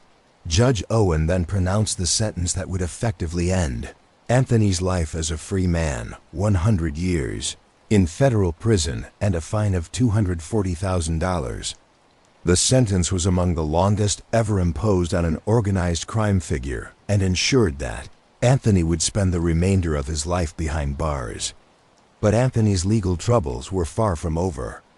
Even as he was processing the devastating sentence in the commission case, federal prosecutors were preparing additional charges related to his control of the concrete industry. In 1988, He was convicted in a separate trial for his role in the Concrete Club, conspiracy, and sentenced to an additional 70 years in federal prison. The additional conviction and sentence were largely symbolic since Anthony was already facing a life sentence from the commission case. But prosecutors wanted to ensure that there could be no possibility of successful appeals or early release that might allow him to return to criminal activities. The concrete case also allowed the government to seize additional assets and demonstrate the breadth of Anthony's criminal empire. Anthony's appeals of both convictions were unsuccessful. Federal appeals courts upheld the convictions and sentences, finding that the government had presented sufficient evidence to support the jury's verdicts and that the sentences were within appropriate federal guidelines. The Supreme Court declined to review the cases, effectively ending Anthony's legal options for overturning his convictions. The transition to federal prison was difficult for a man who had spent his entire adult life in positions of power and influence. Anthony was initially housed at the Federal Medical Center in Rochester, Minnesota, where he could receive treatment for his various health conditions. The facility was a far cry from the comfortable surroundings of his East Harlem apartment, but it provided the medical care that was essential for managing his deteriorating health. Prison life was a profound adjustment for Anthony, who had never experienced sustained confinement and had always been surrounded by associates who treated him with respect. In federal prison, he was simply another elderly inmate, subject to the same rules and regulations as every other prisoner. The man who had once controlled vast criminal enterprises now had to adapt to institutional schedules, prison food, and the constant supervision of correctional officers. Despite these challenges, Anthony maintained his dignity and commanded a certain level of respect even within the prison environment. Other inmates, many of whom were aware of his reputation and history, treated him with the respect typically given to elderly prisoners who had achieved legendary status in the criminal world. He rarely spoke about his past activities or his role in organized crime, preferring to keep to himself and avoid drawing unnecessary attention from prison officials or other inmates. His health continued to deteriorate throughout his imprisonment. The stress of the trial and conviction, combined with his advanced age and pre-existing medical conditions, took a significant toll on his physical condition. He required increasingly frequent medical treatment and spent considerable time in the prison's medical facility receiving care for his various ailments. Family visits provided Anthony's primary connection to the outside world and his only source of emotional comfort during his imprisonment. His wife and children visited regularly, though the long distance between New York and Minnesota made these visits difficult and expensive. During these visits, Anthony avoided discussing his criminal activities or his prison experiences, preferring to focus on family news and maintaining as normal a relationship as possible under the circumstances. The impact of Anthony's imprisonment extended far beyond his personal circumstances. His removal from the leadership of the Genovese family created a power vacuum that led to significant reorganization within the organization. Vincent, the Chin Gigante, who had been Anthony's longtime associate and collaborator, assumed greater control over family operations. But the loss of Anthony's experience and connections was felt throughout the organization. The concrete industry, which had been Anthony's most profitable and influential criminal enterprise, underwent significant changes following his conviction. Government investigations and prosecutions disrupted the cartel arrangements that had controlled major construction projects, allowing legitimate competition to return to the industry for the first time in decades. Construction costs decreased as competitive bidding replaced the artificial price controls that had been maintained by the Concrete Club. The broader impact of Anthony's conviction on organized crime was even more significant. The commission trial had demonstrated that federal law enforcement agencies possessed the tools and determination necessary to dismantle even the most sophisticated criminal organizations. Other crime family leaders, recognizing that they were potentially vulnerable to similar prosecutions, began modifying their operations and reducing their profiles to avoid law enforcement attention. The success of the Commission case also encouraged federal prosecutors throughout the country to pursue similar RICO prosecutions against organized crime figures. The precedent established by Anthony's conviction provided a blueprint for attacking criminal organizations as enterprises rather than focusing on individual criminal acts, leading to a wave of successful prosecutions that significantly weakened organized crime throughout the United States. As the years passed, Anthony's prison routine became increasingly centered around medical care and basic survival.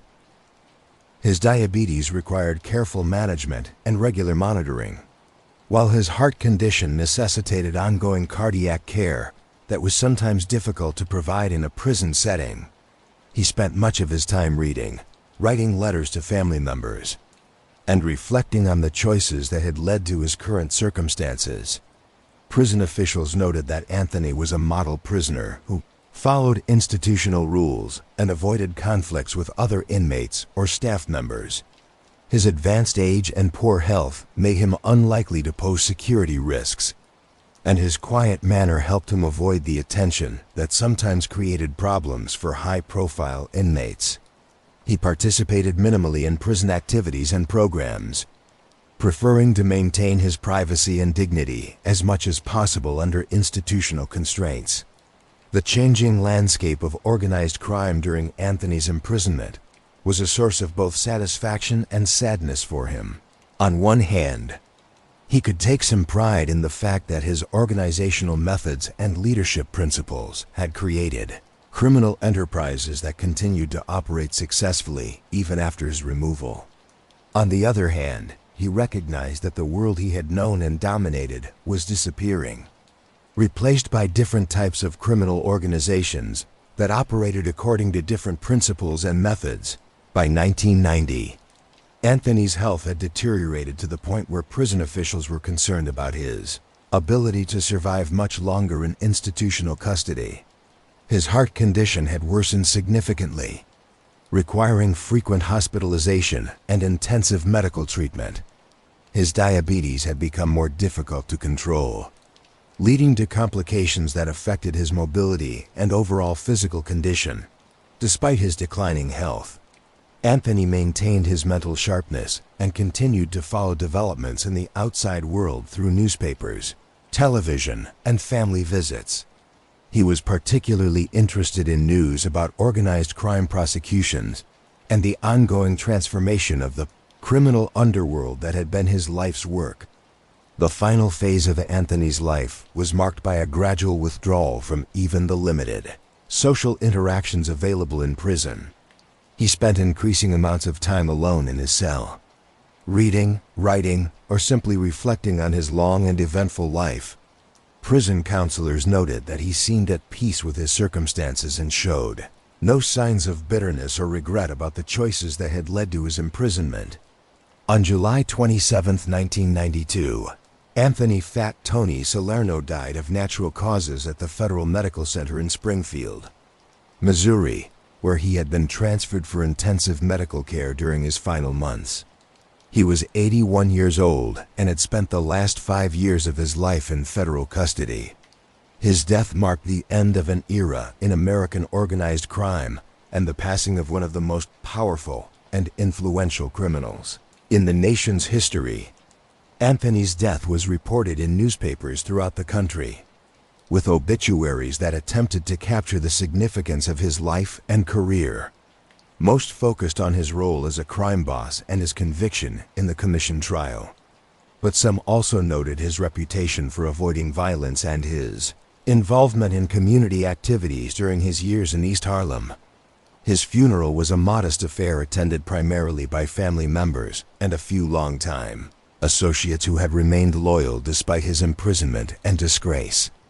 The elaborate funeral processions that had once marked the deaths of prominent organized crime figures were no longer possible in an era of intensive law enforcement surveillance and prosecution. Anthony's burial took place quietly in a cemetery in the Bronx, not far from the East Harlem neighborhood where he had spent most of his life. The death of Anthony "Fat Tony" Salerno on July 27, 1992, marked not just the end of a remarkable criminal career, but the conclusion of an entire era in American organized crime. His life spanned the golden age of the American Mafia, from its emergence during Prohibition through its peak of power in the post-World War II period and its ultimate decline in the face of sophisticated federal law enforcement efforts. Anthony's legacy is complex and many-sided, reflecting the contradictions in a life spent building criminal enterprises while maintaining community relationships and family obligations. To law enforcement officials and prosecutors, he represented everything that was dangerous and harmful about organized crime: the corruption of legitimate businesses, the takeover of labor unions, and the creation of criminal enterprises that generated enormous profits through intimidation and extortion. But to many residents of East Harlem and other neighborhoods where he operated, Anthony was remembered as a man who provided jobs, resolved disputes, and helped families facing financial hardship. His criminal organizations, while illegal, often provided services and opportunities that were unavailable through legitimate channels, creating complex relationships that defied simple classification as good or evil.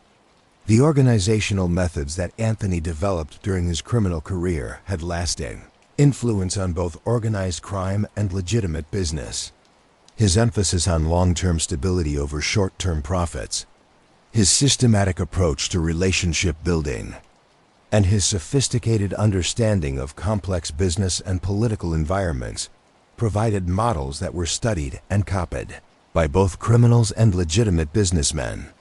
The commission trial that ended Anthony's career also marked a turning point in American law enforcement's approach to organized crime. The successful prosecution of the Mafia Commission demonstrated that even the most sophisticated and powerful criminal organizations could be dismantled through patient investigation and the creative use of federal statutes like RICO. The precedent established by Anthony's conviction encouraged similar prosecutions throughout the country and contributed to the significant weakening of traditional organized crime families. Perhaps most significantly, Anthony's career illustrated the fundamental contradiction at the heart of organized crime in America. His success was built on exploiting the gaps and weaknesses in legitimate institutions, but his criminal activities ultimately undermined the very communities and industries from which he drew his power. The corruption and intimidation that enabled his enterprises to thrive also created the conditions that made comprehensive law enforcement responses both necessary and unavoidable. The concrete industry, which had been Anthony's most profitable criminal enterprise, underwent significant transformation following his conviction. The elimination of the cartel arrangements that had controlled major construction projects led to increased competition, lower costs, and improved service for consumers. The construction of major projects in New York City, which had previously been subject to criminal influence and artificial constraints, became more efficient and economical as legitimate business practices replaced criminal coordination. The labor unions that had been influenced by Anthony's organization also experienced significant changes in the years following his imprisonment. Federal oversight and court-appointed monitors worked to eliminate corruption and restore democratic governance to unions that had been controlled by criminal organizations. While this process was often difficult and contentious, it ultimately resulted in unions that were better able to serve the legitimate interests of their members. The broader impact of Anthony's career on American society extended beyond the specific industries and communities where he operated. His story became part of popular culture's understanding of organized crime, contributing to both the romanticization and demonization of mafia figures in movies, television, and literature. The image of the powerful but ultimately tragic crime boss building vast enterprises only to see them collapse in the face of law enforcement Pressure became a recurring theme in American entertainment. For students of crime and law enforcement, Anthony's career provided valuable lessons about the nature of criminal organizations and the methods necessary to combat them effectively. His sophisticated approach to criminal enterprise, emphasizing organization, discipline, and strategic thinking, demonstrated that successful criminal leaders were often as intelligent and capable as their legitimate counterparts. This understanding influenced the development of more sophisticated law enforcement techniques and strategies. The family members that Anthony left behind faced the difficult challenge of rebuilding their lives in the aftermath of his conviction and imprisonment. His wife and children, who had benefited from his criminal activities while maintaining distance from their illegal nature, had to adapt to circumstances that were dramatically different from those they had known during his years of power and influence. Some family members successfully transitioned to legitimate careers and lifestyles, using the educational opportunities and financial resources that Anthony had provided to build new lives separate from organized crime. Others found it more difficult to escape the shadow of his reputation and the ongoing attention of law enforcement agencies who continued to monitor the activities of former associates and family members. The criminal organization that Anthony had built and led for decades underwent significant restructuring following his imprisonment. While some operations continued under new leadership, the loss of his experience, connections, and reputation created vulnerabilities that were exploited by law enforcement agencies and rival criminal groups. The Genovese family, while it remained active, never again achieved the level of influence and power that it had exercised during Anthony's leadership.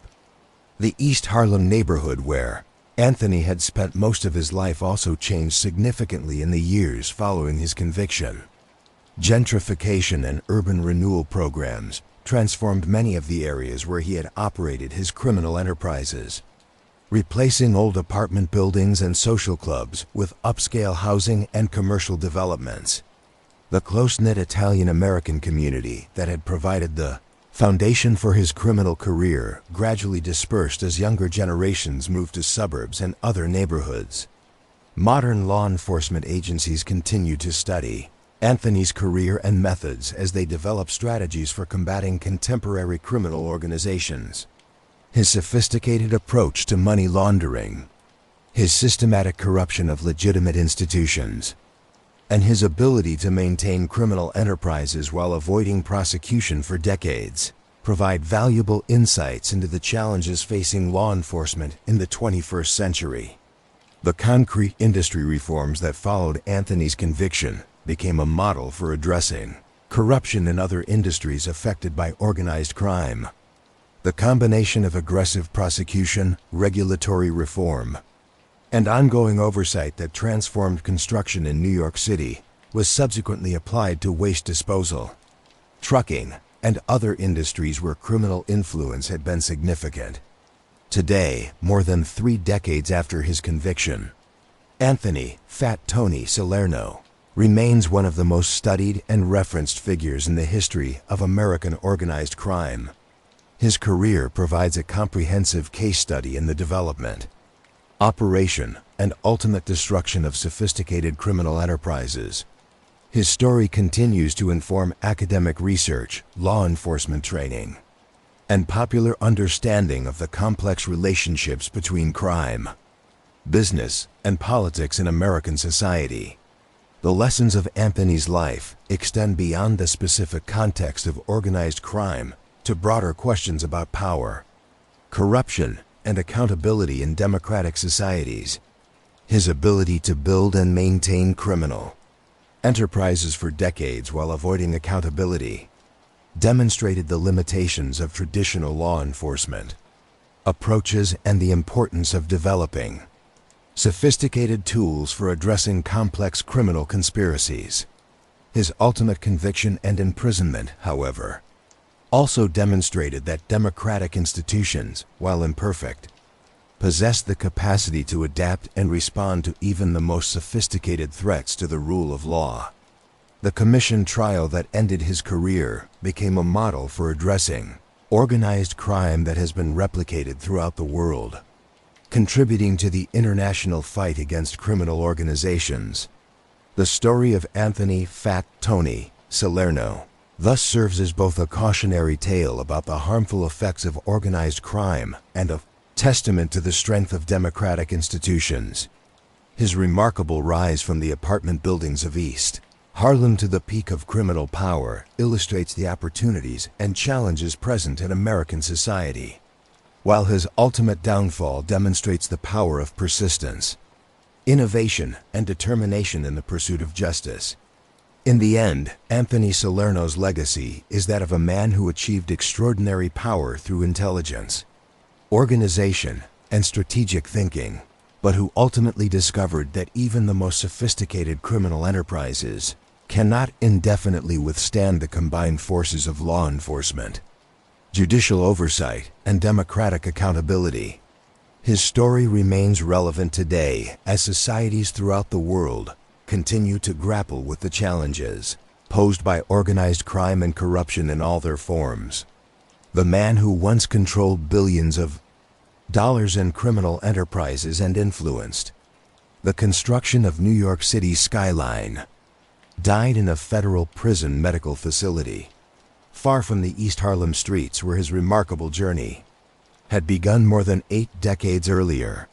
His death marked not just the end of a life, but the conclusion of an era when individual criminals could wield the kind of absolute power that Anthony had exercised for so many years.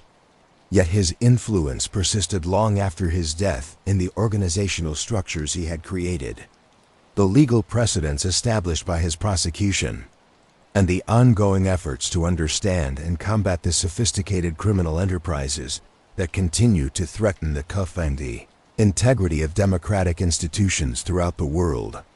Anthony "Fat Tony" Salerno may be gone, but his story continues to inform and educate those who seek to understand the complex relationships between crime, power, and justice in modern society.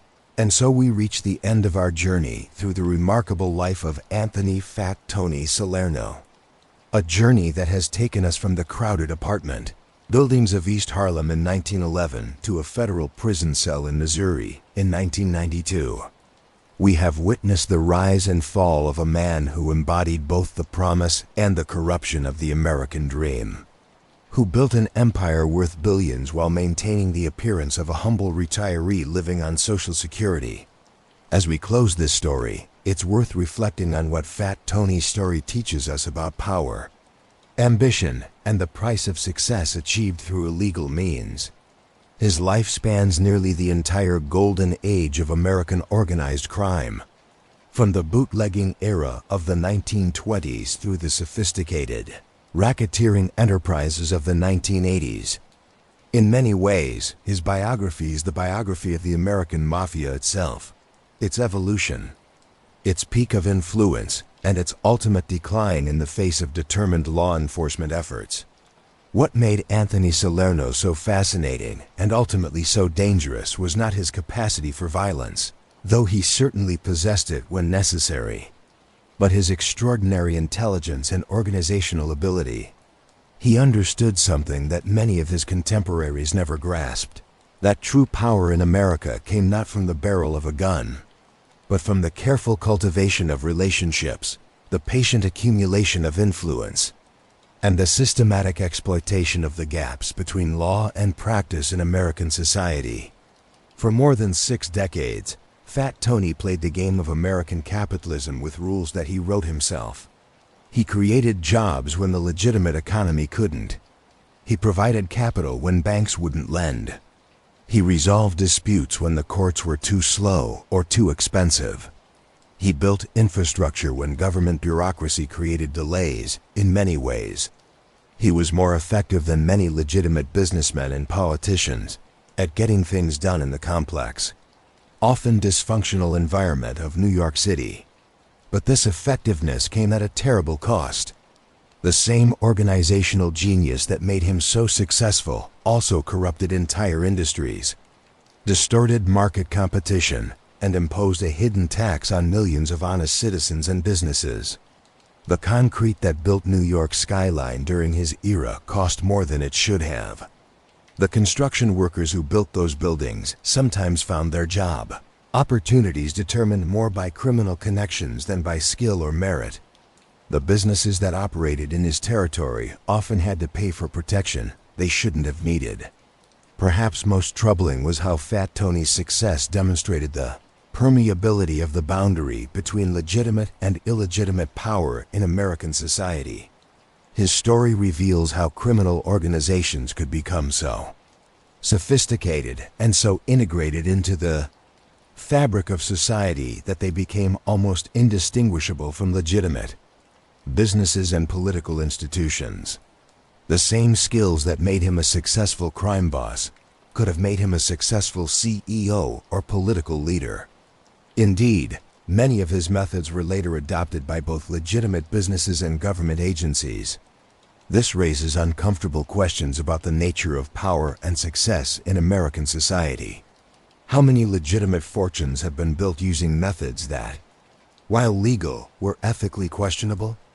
How many successful businesses have prospered by exploiting regulatory gaps or by exercising monopolistic control over essential services?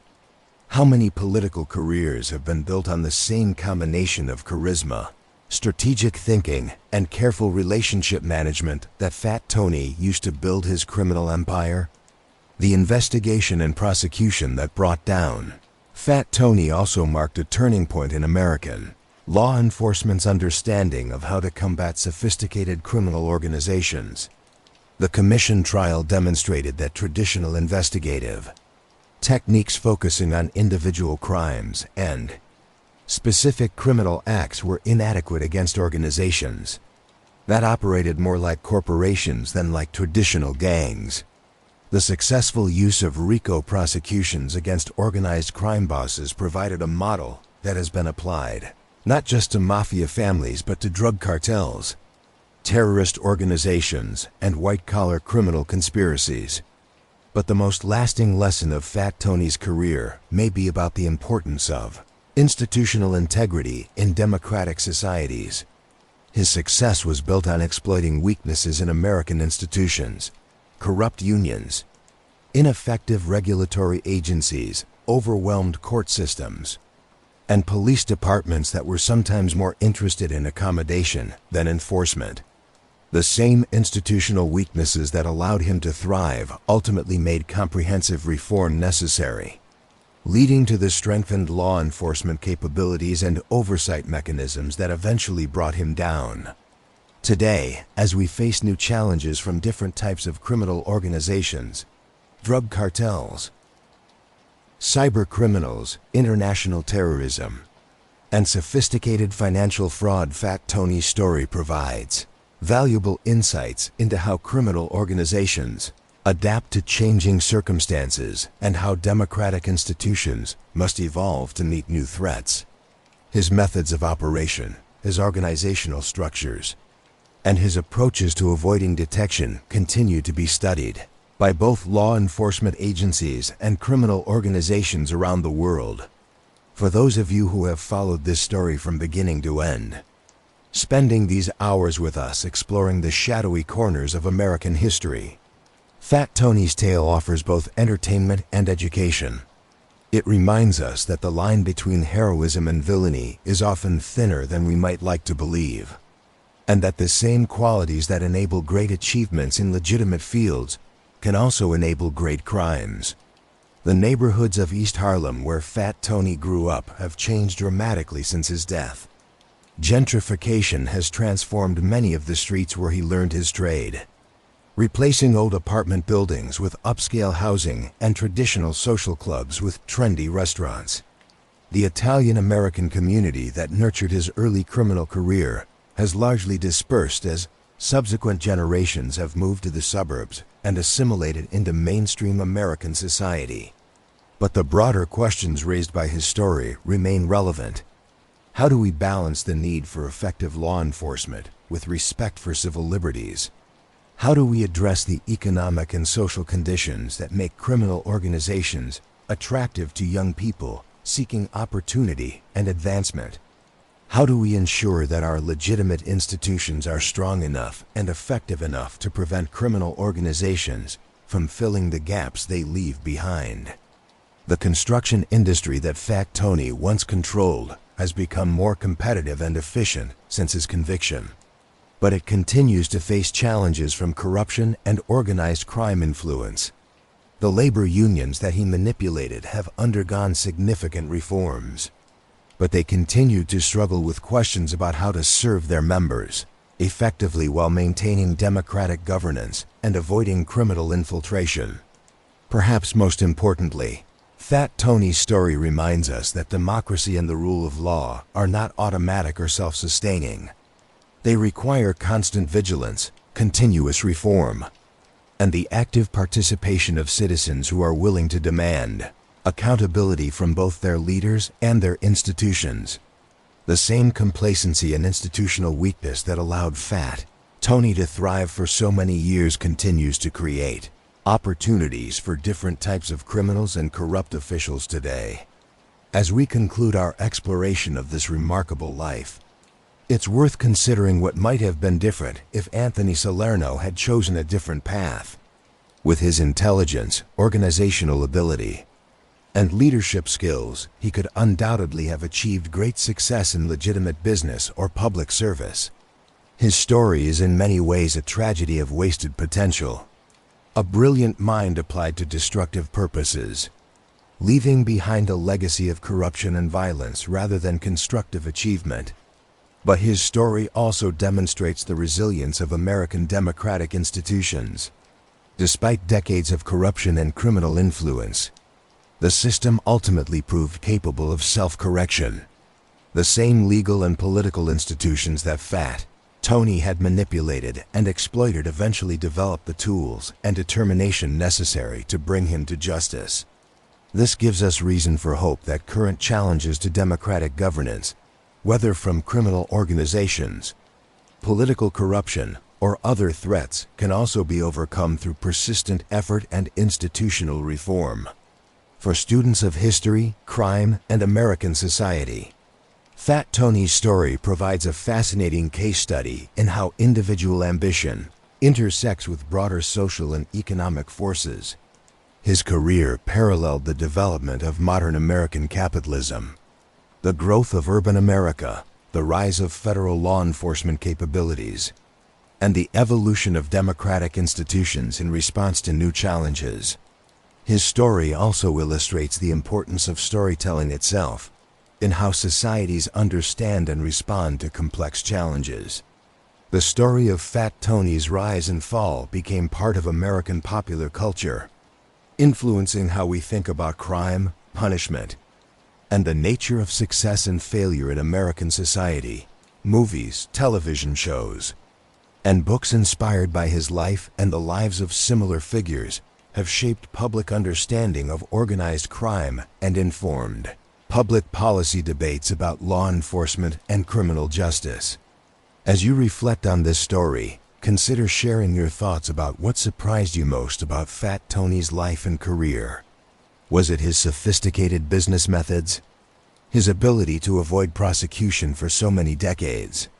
The scope of his influence over legitimate industries and institutions? Or perhaps the way his story intersects with broader themes in American history and society? The conversation about organized crime, corruption, and institutional reform continues today in different forms. Whether discussing corporate crime, political corruption, cyber criminals, or international criminal organizations, many of the same issues that define Fat Tony's era remain relevant to contemporary policy debates and law enforcement challenges. If you found this deep dive into one of America's most powerful crime bosses engaging and educational, we invite you to explore other stories from this fascinating period in American history.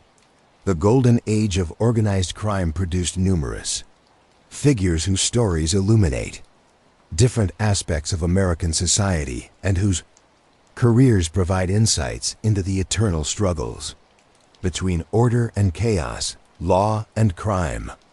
individual ambition and collective good. The underworld that Fat Tony inhabited was populated by dozens of other fascinating characters, some more violent, some more colorful, some more tragic, whose stories also deserve telling.